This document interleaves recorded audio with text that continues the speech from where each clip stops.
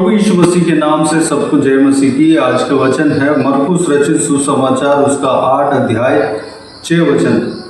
तब उसने लोगों को भूमि पर बैठने की आज्ञा दी और वे 7 रोटियां ली और धन्यवाद करके तोड़ी और अपने चेलों को देता गया कि उनके आगे रखें, और उन्होंने लोगों के आगे परोस दिया।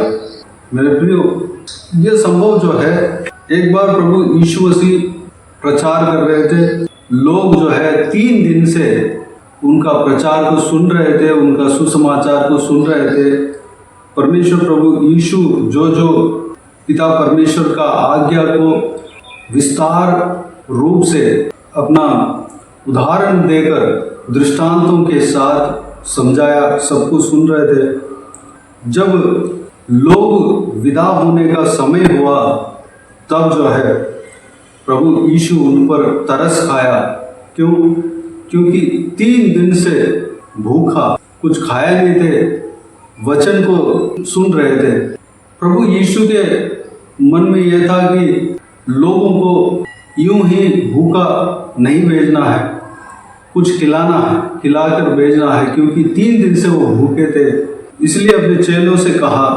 चेले ये कहते हैं कि इस जंगल में इतना रोटी के लिए कहाँ जाएंगे, क्योंकि भीड़ बहुत थी, 4000 से अधिक लोग थे। उतने लोगों के लिए इस जंगल में कहाँ जाकर हम रोटियां लें, इस तरह पूछ रहे हैं। और प्रभु यीशु ने कहा, हम ही उसको रोटी देंगे, तुम्हारे पास कितना रोटियां हैं? उन्होंने कहा 7, उसको लाओ। तो प्रभु यीशु उसको लिया और सबको भूमि पर बैठने की आज्ञा दिया, और उस 7 रोटियों को लेकर धन्यवाद दिया और तोड़ तोड़ कर अपने चेलों को दिया। चेले जो है लोगों को परोसा।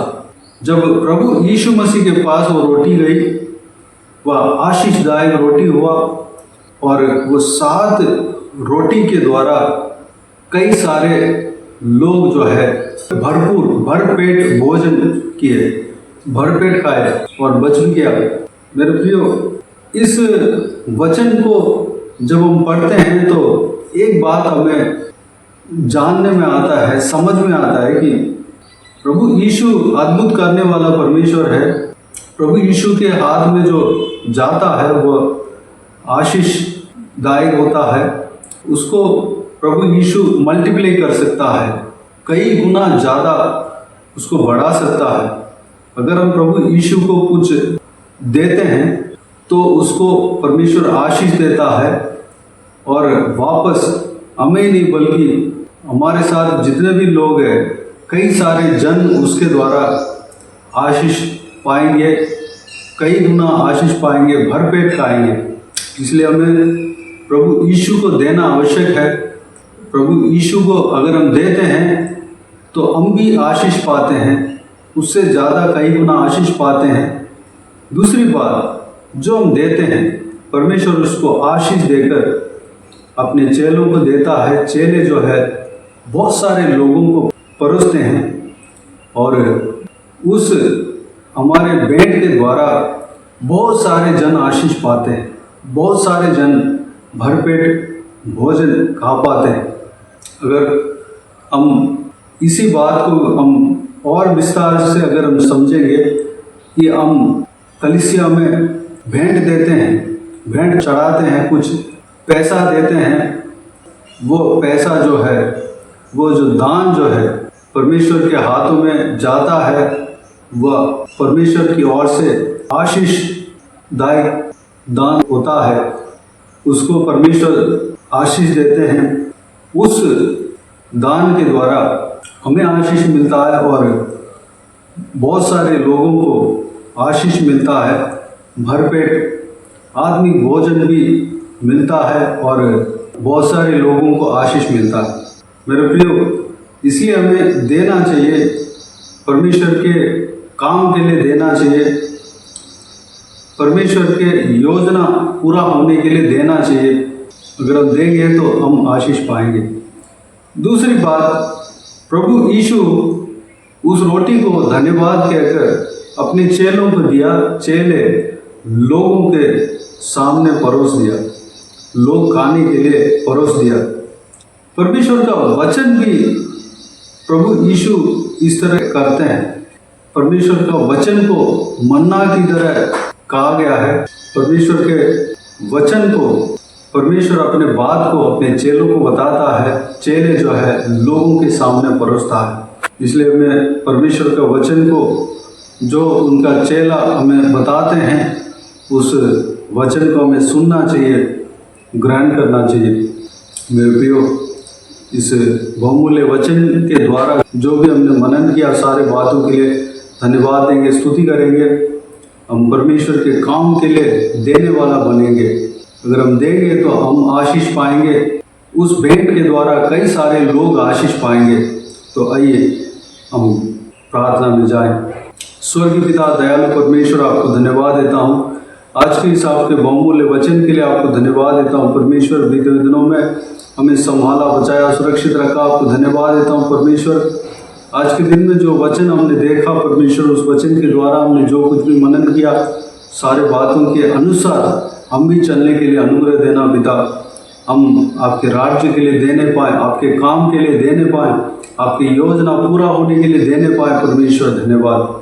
हम अगर देंगे तो वो भेंट आशीषदायक होता है। उस भेंट को आप आशीष देते हैं और उस भेंट के द्वारा कई सारे लोग जो है तृप्त होते हैं, भरपेट भोजन उनको मिलता है परमेश्वर।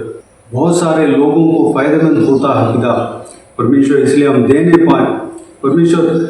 आपके हाथ में जो भी भेंट पहुंचता है वह आशीषदायक होता है, वह कई गुना ज़्यादा बढ़ता है और लोगों का काम में आता है। परमेश्वर की ओर से लोगों को आशीष पहुंचाता है परमेश्वर, धन्यवाद पिताजी।